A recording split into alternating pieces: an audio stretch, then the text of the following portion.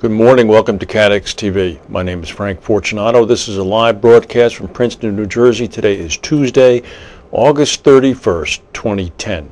It's 11:30 a.m. Eastern Daylight Time in the U.S. It's 4:30 p.m. in London, in Hamilton 12:30, and in Mexico City 10:30 a.m.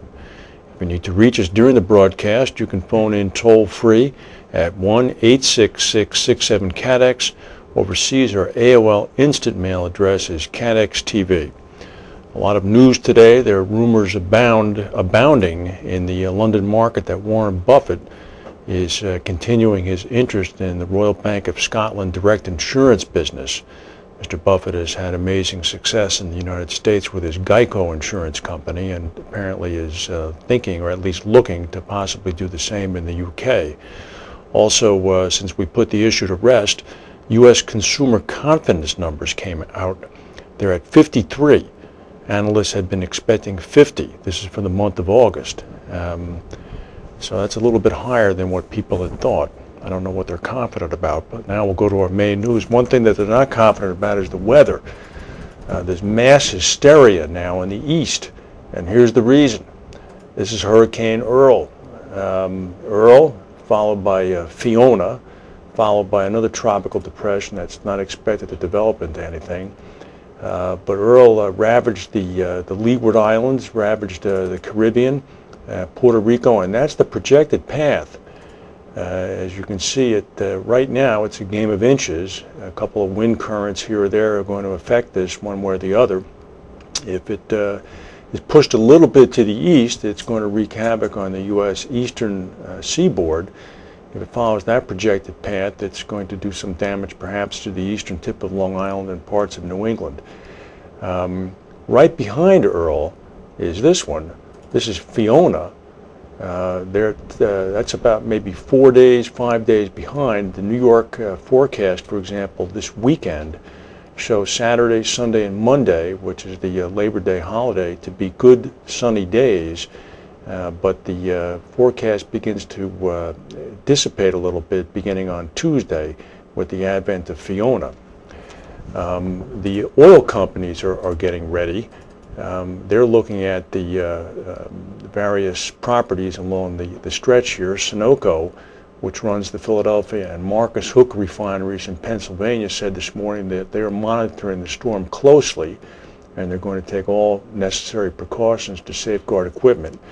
There's some measure of relief, of course, that the storms seem to be certain not to hit the oil platform-infested Gulf of Mexico. But we'll obviously keep our eyes on this. Earl is currently packing a wallop of about 135 miles an hour of sustained winds. That comes ashore in some of the less prepared eastern shore regions of the U.S. That could cause some damage. Well, in Asia, they call hurricanes typhoons. Here's a typhoon. This is Typhoon Kompasu. Kompasu has caused about 200 flight cancellations in Japan already. It's canceled many ferry routes to its southern islands. It's packing gusts of about 216 kilometers an hour. That's about 135 miles per hour itself. And it's expected to blow in over South Korea and then come backtrack over the South China Sea and hit Japan. At least 216 flights have been canceled, affecting more than 15,000 passengers. If you're flying to Japan today, maybe you're not. Overnight in Amsterdam, 2 men were arrested. They may have been conducting a dry run for a potential terrorist attack. American officials said that a cell phone had been discovered taped to a Pepto-Bismol bottle, and a knife and box cutters were found in one of the men's luggage. American investigators are pursuing leads in Detroit, Birmingham, Alabama, and Memphis, Tennessee. The arrest comes at a time of heightened alert just a few days before the 9th anniversary of the September 11th attacks.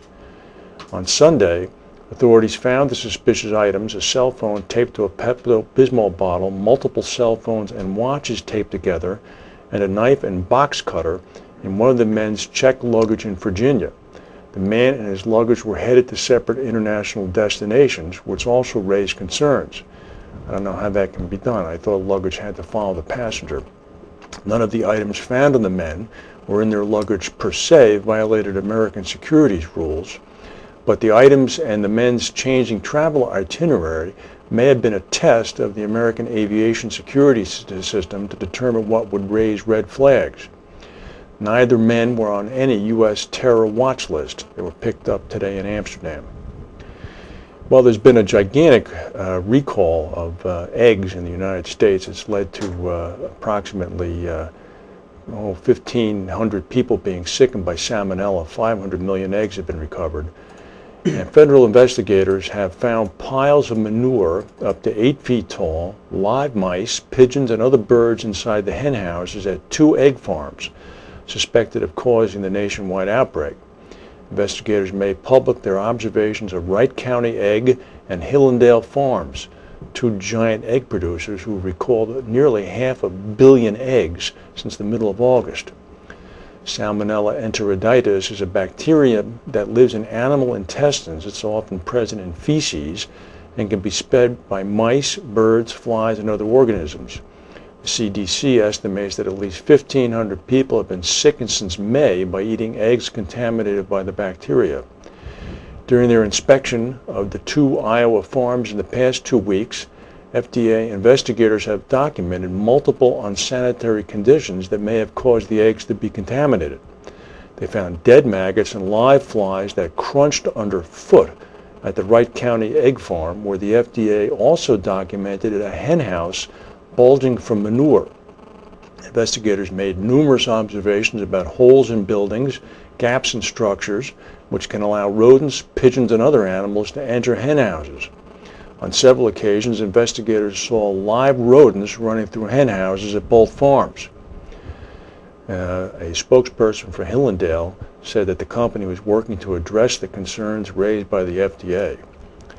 Let me tell this to the spokesperson at Hillendale.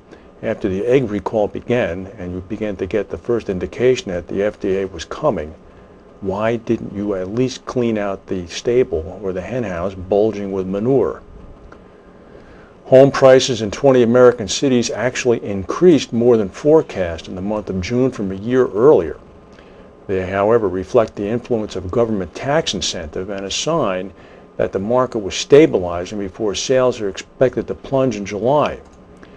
The Case-Shiller Index of Property Values increased 4.2% from June of 2009. The median estimates of economists had only called for a 3.5% increase. The Case-Shiller S&P Index is a moving 3-month average, which means the June data is still being influenced by transactions in April and May that were in fact benefiting from the government incentive. A pullback since the credit incentive ended will no doubt affect the next issue of the Case-Shiller Homes Price Index. Stock market in New York is up about 35 points now. We'll go to a word from our sponsors.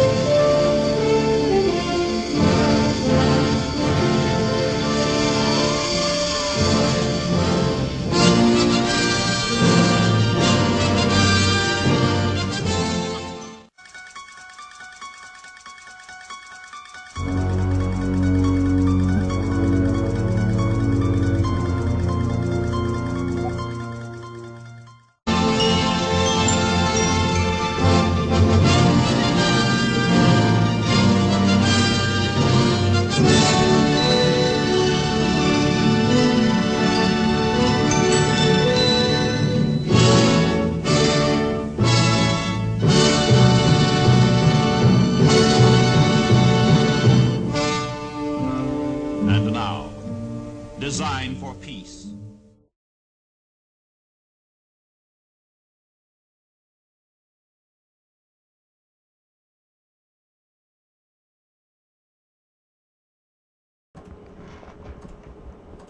Stock market's up about 48 points now. The Lloyd's insurer Omega has posted a first-half pre-tax loss of about 34 million US. This is compared with a profit of 23 million for the first half of last year. Omega blamed cat losses and poor reserving for prior year claims for its combined ratio jumping all the way from 82.5% to 128%. Some of their losses included the February earthquake in Chile, the explosion on the Deepwater Horizon oil rig, the loss of the Alban Pearl submersible, hailstorms in Australia and the U.S., that's quite a hit list in itself there, as well as increased attritional activity. The statement said Syndicate 958 was also impacted by reserve additions relating to the Apache oil rig loss back in '08, together with adverse development in the '07 underwriting year on the energy account, as well as '08 underwriting years on longer tail lines including liability, PI, and motor. The chairman and chief executive officer, Richard Pexton, said that the first half of the year experienced a significant number of catastrophes combined with the challenging rating environment. These cat losses, together with the lag that currently exists in 2010 premium earnings, have had a major effect on our half-year results. We don't believe now is the right time for significant growth. This is the time to position ourselves for a correction in the market. With this background, the board is comfortable to maintain the dividend. Interesting. From Washington, Franklin Nutters Group, the Reinsurance Association of America, released their survey of 19 U.S. P&C reinsurers. The first half statutory underwriting results found that they wrote $12.3 billion U.S. of net premiums, down from $12.8 billion in '09. The combined ratio for the group was 98.7%. This is a worsening from the 93.8%. The ratio was made up of a 69% loss ratio and an expense ratio of about 29.8%. Well, in India, their economy grew 8.8% in the June quarter. That would be the end of the second quarter, its strongest performance in more than 2 years. Figures from the government were released this morning. They revealed an increase of 2.8% in farm output, a 12.5% jump in manufacturing, a 9% rise in mining. Before the international financial crisis, India was averaging annual growth of 9%. The rate of inflation, however, is a concern, with headline inflation during the second quarter at 10.5%. The Indian Central Bank has already raised key interest rates 4 times this year in a bid to keep on top of inflation. Consumer spending has been restricted apparently to the rich and middle class, who are spending heavily on luxury products. Basic consumer goods have not seen a comparable jump in demand. However, those prices are also going up. India is far less dependent on exports than neighbors such as China. Some 40% of industrial production is influenced by external factors like commodity prices and export demand. A Qantas Airlines 747 bound for Sydney, Australia took off from San Francisco International last night, had 231 people on board. It was about 75 miles out over the Pacific Ocean at about 11:10 p.m. Passengers heard a loud bang and there was a huge gaping hole in number 4 engine. Qantas Airways flight number 74 left San Francisco at 11:10. The plane immediately turned around, headed back, made an emergency landing. Emergency crews were out there. The 4-engine Boeing was able to make a safe landing at 12